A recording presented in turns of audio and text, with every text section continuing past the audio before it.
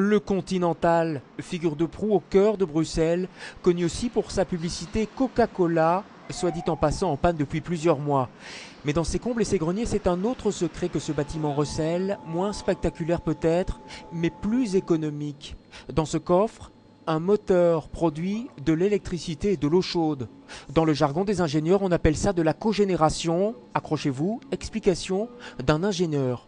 L'eau chaude, elle est produite à partir du refroidissement donc, du moteur. Donc à la base, l'eau elle est un peu plus froide. En refroidissant le moteur, donc on atteint des températures qui nous permettent d'utiliser cette eau aussi bien pour le chauffage que dans certains cas pour l'eau chaude sanitaire également.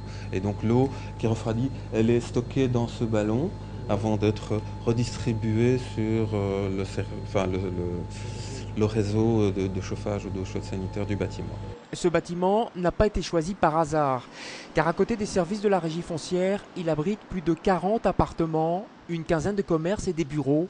Un symbole pour l'échevin des propriétés communales, symbole d'un choix énergétique et d'un calcul vite fait. C'est un réel coût qui est diminué, c'est de l'ordre de 17 500 €. Donc ça c'est calculé. Cette cogénération coûte 89 000 €, donc cette cogénération est amortie en 5 ans. En plus, il y a des primes éventuellement régionales, non? C'est ça, donc si on a rentré un dossier, si on a encore les subsides, donc elle pourra même être amortie en 3 ans. Donc c'est hyper intéressant. Hyper intéressant pour la ville et pour les locataires. L'enthousiasme de l'échevin ne s'arrêtera d'ailleurs pas en si bon chemin. La cogénération est d'ores et déjà intégrée dans une trentaine de projets de construction, notamment à Nederoverenbeek et à Laken.